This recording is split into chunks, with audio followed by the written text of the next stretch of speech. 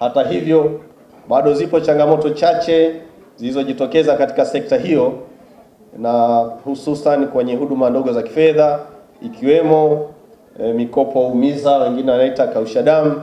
Kuna wale pia wanaotoa mikopo yenye riba kubwa, na wengine wanatoa huduma za kifedha zisizokuwa na leseni, na wengine walikuwa wakitoa huduma hizo kwenye mitandao, ikiwemo pamoja na utapeli uliofanyika kwenye mifumo au shughuli za upatu.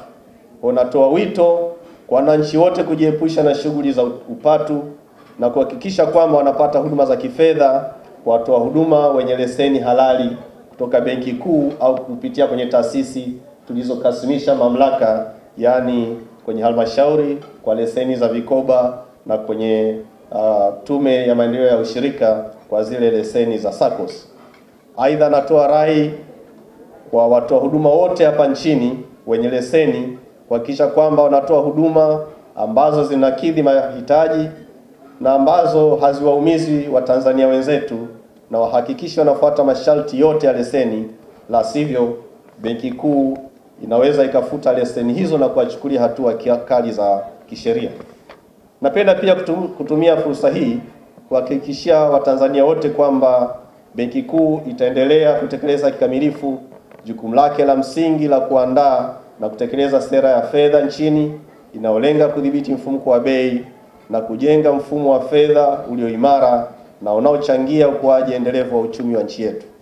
Benki Kuu pia iko tayari kukabiliana na changamoto zozote zinazojitokeza kwenye uchumi wa dunia kwa kuhakikisha inashirikiana na wadau wote wa ndani na nje, na pia taendelea kufanyia kazi changamoto mbalimbali zinazojitokeza ili uchumi wetu uendelee kuwa imara. Ndugu zangu, mabibi na mabwana, kwa kuwa huu ni mwaka pia wa uchaguzi, napenda nitumie nafasi hii kutoa rai kwa wote ambao wako hapa na viongozi wote, tuendelee kuliombea taifa ili hatimaye uchaguzi utakapofanyika tupate viongozi wenye hofu ya Mwenyezi Mungu, lakini uchaguzi ufanyike vizuri, ufanyike kwa uhuru na haki, na amani ya nchi yetu iendelee kutawala. Vile vile natoa rai kwetu sote kutumia haki yetu ya kikatiba kuweza kushiriki kamilifu katika uchaguzi mkuu, kwa maana ya kuchagua, na hata wengine watakaopenda ile kuchaguliwa basi wafanye hivyo kwa mujibu wa sheria. Niseme tu muendelee kutoa elimu inayohusiana na masuala ya fedha. Jambo muhimu sana.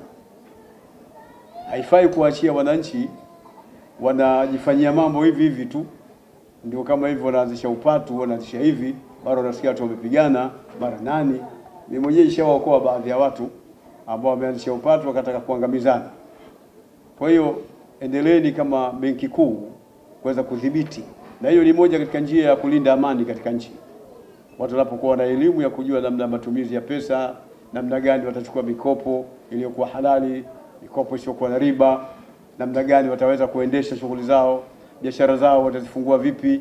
Wataalamu wa fedha wako, wataalamu wa biashara wapo, mnao nyinyi. Toeni elimu kama hii, kama vile ninavyomwona ndugu yangu Mliro wanavyotoa elimu ya mambo ya barabara, mambo ya nini kwa watu wake, aliowaagiza watoe elimu hiyo. Basi na nyinyi msiache kutoa elimu ya namna hiyo, ili tuweze kufikia mahala ambapo mwananchi ataweza kufanya shughuli zake kwa uzuri. Mwisho nisisitize swala la amani. Mwaka tulionao ni mwaka muhimu sana katika kufikiria swala la amani. Ni mwaka muhimu sana kuzuia na kuziba viashiria ambavyo vinaweza vikasababisha kuharibika kwa amani katika nchi yetu. Ni mwaka ambao tunahitajika kujitambua. Mimi nina slogan yangu inaitwa jitambue, badilika, wacha mazoea. Hii slogan haichakai kwa sababu mahali popote utakapoingiza inakubali kufasirika. Kwa hiyo kuna haja kujitambua, na kuna haja kama mtu ana fikra za ovyo ovyo hivi abadilishe zile fikra zake, arudi katika fikra nzuri, aone kuna umuhimu wa kuitunza amani katika nchi yetu. Angalia nchi nyingi ambazo zimetuzunguka, kila itakapokuwa wanazungumza nazo wanaiashiria Tanzania kwamba ndio mahala pa amani. Msemaji mmoja wa Kiarabu amesema neno mengi, nikisema kwa Kiarabu nitakuwa nachanganya sana, nifasiri tu kwa Kiswahili. Anasema tunaunga mboga kwa chumvi, kisha ile mboga inakuwa tamu na inakuwa nzuri, kwa sababu chumvi imekuwa ni kitu kizuri na kiko safi, kimeweza kutengeneza nyama au utoezi ambao kwamba umekusudiwa kutiwa chumvi. Sasa hali ni ipi itakapokuwa chumvi yenyewe imeharibika? Chumvi yenyewe ikiharibika utatengeneza kitu gani, utaunga nini? Sasa sisi ni chumvi hapa Tanzania, tunategemea kuwatengeneza watu wengine walio nje ya nchi yetu au nchi jirani. Itakapokuwa sisi tumeharibika, watu watakimbilia wapi? Na mahala pa kukimbilia ni hapa Tanzania. Watanzania tushikamane na amani, tutunze amani.